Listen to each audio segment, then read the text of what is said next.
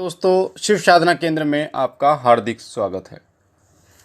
आपने देखा होगा कि जो भगत होते हैं या फिर साधक होते हैं या फिर तांत्रिक होते हैं, वो अधिकतर कई शक्तियों को मना के चलते हैं, कई शक्तियों को पूज के चलते हैं, यानी कई शक्तियों से कार्य लेते हैं, काम लेते हैं। जैसे मैं अपनी बात करूं तो भगवान शिव मेरे इष्ट देव हैं, गोगा जी महाराज मेरे कुल देव हैं, माता शीतला मसानी मेरी कुल देवी है। पर जो मैं भोग देता हूँ, जो मैं काम लेता हूँ, वो माता काली, भैरव बाबा, प्रेतराज सरकार, बालाजी महाराज, ग्राम खेड़े और माता मदानंद चौक चौराहे वाली से लेता हूँ।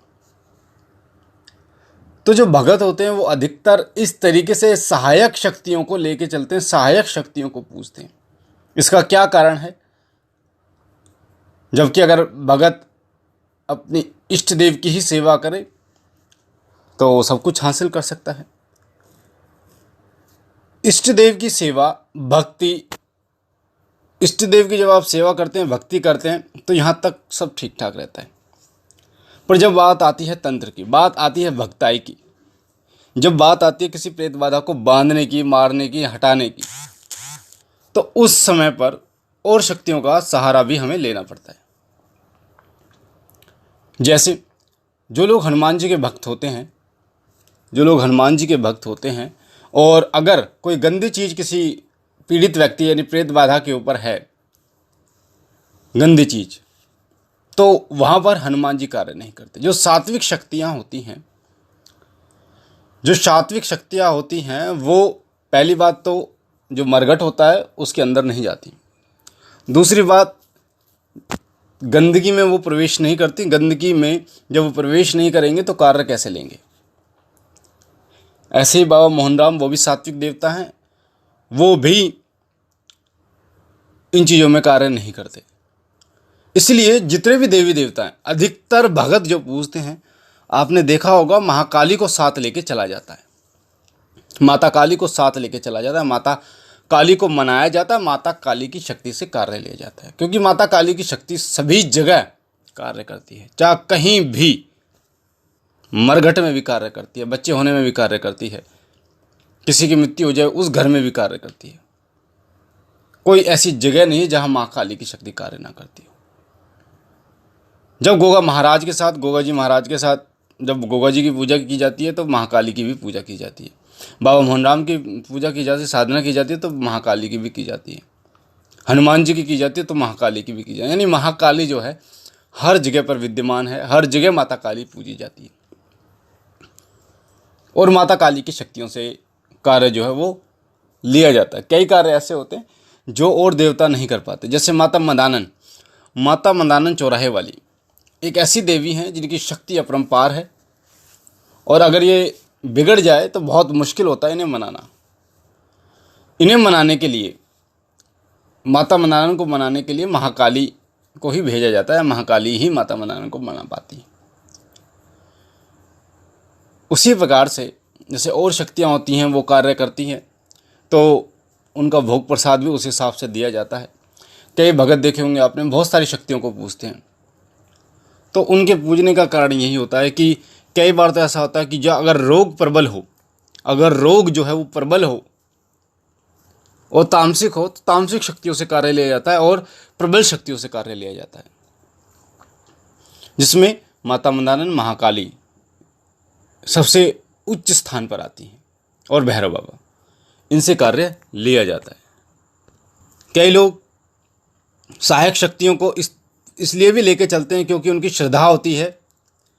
जैसे कई भाइयों के प्रश्न आते हैं कि मेरी जो श्रद्धा है वो माता काली में भी है, हनुमान जी में भी है, भैरव बाबा में भी है, तो मेरे इष्ट देव कौन हैं? तो उन लोगों के लिए वो लोग क्या करते हैं कि इन तीनों में से किसी एक देव को अपना इष्ट देव मान लेते हैं, और बाकी को, यानी जो दो इष्ट देव हैं, जैसे हनुमान जी को इष्ट देव मान लिए, माता काली, भैरव बाबा को साथ लेके चल रहे। साथ लेके चलना क्या होता है? साथ लेके चलने का मतलब होता है कि उनका भोग प्रसाद समय पर देना, उनके एक विशेष दिन उनकी सेवा करना। जैसे आप हनुमान जी की सुबह शाम जोत जला रहे, पूजा कर रहे, या फिर हनुमान जी की जब साधना करते, तो महाकाली, भैरव बाबा का भी आपको ध्यान उनका प्रसाद और साथ उनकी सेवा करनी होती है। जैसे शनिवार को माता काली का भोग लगाना, माता काली को श्रृंगार चढ़ाना, भैरव बाबा का रविवार को भोग प्रसाद चढ़ाना, उनका चोला चढ़ाना, ये सभी उनकी सेवा में आता है, जिससे वो देवता आप प्रसन्न होते हैं, साथ साथ में आपके साथ चलते हैं। और सबसे जो महत्वपूर्ण चीज़ होती है उनका भोग प्रसाद होता है। अगर आप इनका भोग प्रसाद समय पर दे रहे हो तो ये बिल्कुल तीर की तरह कार्य करते हैं, यानी आपके मुख से निकले वचन तुरंत कार्य करते हैं। पर इनका जो भोग प्रसाद है वो समय पर आपको देना होता है, तभी ये कार्य करते हैं। और वो भी भोग प्रसाद कई लोग जो सामर्थ्यवान होते हैं वो जो उनको पसंद होता है उस भोग प्रसाद पे इनको रख लेते हैं, यानी उनको पूजते हैं उस भोग प्रसाद पे। पर जो कई लोग ऐसे भी होते हैं जो अपनी इच्छा से इन्हें भोग निर्धारित करते हैं, जैसे 2 लोग एक बतासे का भोग निर्धारित कर दिया, या 2 मिठाई का भोग निर्धारित कर दिया, या 2 लौंग का भोग निर्धारित करते हैं, जो आप दे सको, जिसमें ये कार्य करते हैं और कार्य करते भी हैं, उसी भोग पर कार्य करते हैं। या जैसे भैरव बाबा की सिकरेट लगा दी, तो उस समय पे जो भैरव बाबा हैं वो आपको पूरा साथ देते हैं, आपको प्रसन्न रहते हैं आपसे। भगत लोग हैं वो सहायक शक्तियों का प्रयोग करते हैं। या कई बार ऐसा होता है, जैसे कई लोग गांव खेड़े को पूजते ही पूजते हैं, क्योंकि जब आप किसी दूसरे गांव में जाते हैं, दूसरे नगर में जाते हैं, तो वहाँ पर भी गांव खेड़ा होता है और वो आपको आज्ञा तभी देता तब आप उन्हें मना चुके होते हैं। गांव खेड़े को अगर आप मना चुके हैं तभी आप उस गांव में प्रवेश कर सकते हैं बिना किसी दिक्कत के, वरना गांव खेड़ा आपको रोकेगा, शक्तियाँ उसकी रोकती है। उसी प्रकार माता मदाना जो चौराहे पर वास करती है, तो आपने देखा होगा कई भूत प्रेत जो है वो चौराहे से लग जाते हैं। और जब आप माता मदाना को मतलब मनाने लगते हैं तो माता मदाना की शक्ति आपके साथ हो जाती है। कोई भी चौक चौराहे की शक्ति आपके साथ रहती है, आपका अनिष्ट नहीं करती और साथ ही आपके कार्य को करती है, क्योंकि ये 2 ऐसी शक्तियाँ जो आपका आना जाना जिन पे रहेगा। चौराहे पे से आप गुजरोगे ही गुजरोगे, गाँव से आप बाहर जाओगे ही जाओगे, या फिर गाँव के अंदर भी रहोगे तो भी इनको मानना होगा। तो कई ऐसी शक्तियाँ जो साथ में कार्य करती हैं, जैसे बालाजी महाराज, प्रेतराज सरकार, भैरव बाबा, वो ये शक्तियाँ तीनों कार्य करती हैं, एक साथ कार्य करती हैं। इनका दरबार लग जाए तो इनको भी एक साथ ही आपको भोग प्रसाद देना होता है, इनको भी एक साथ आपको पूजना होता है। जैसे सभी देवियों के साथ भैरव विद्यमान है किसी न किसी रूप में, तो जब आप किसी देवी की साधना करते हैं, माता वैष्णो देवी चाहे माता काली, तो भैरव बाबा को भी साथ लेके चलना होता है, भैरव बाबा का भी भोग प्रसाद आपको देना होता है। और कहा यही जाता है कि बिना भैरव के माता की पूजा अधूरी है, इसलिए भैरव बाबा को पूजा जाता है। नवरात्रों में हो चाहे कोई भी देवी हो, सभी के साथ भैरव बाबा विद्यमान होते हैं। तो इसीलिए सहायक देवता के रूप में भी आप उन्हें पूछ सकते हो। साथ साथ में कुछ ऐसे देवता हैं जो इनके बिना नहीं चलते, उसके रूप में भी आप इनको पूछ सकते हो।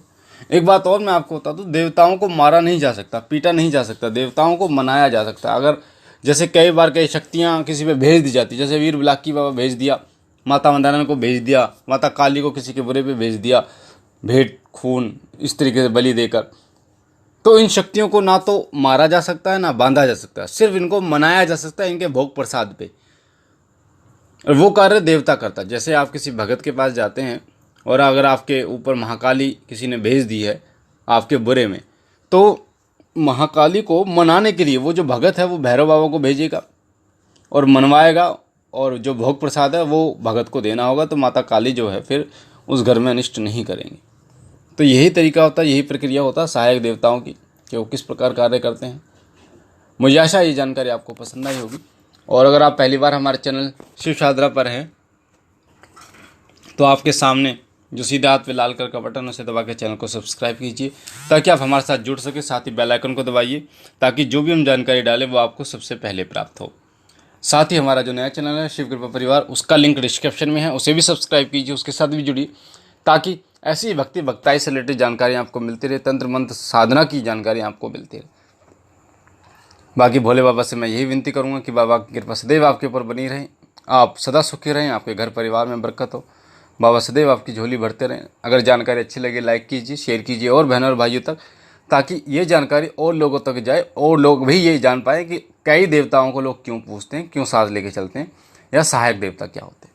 हम मिलते हैं अगली वीडियो में, तब तक के लिए ओम नमः शिवाय, ओम नमः शिवाय, ओम नमः शिवाय।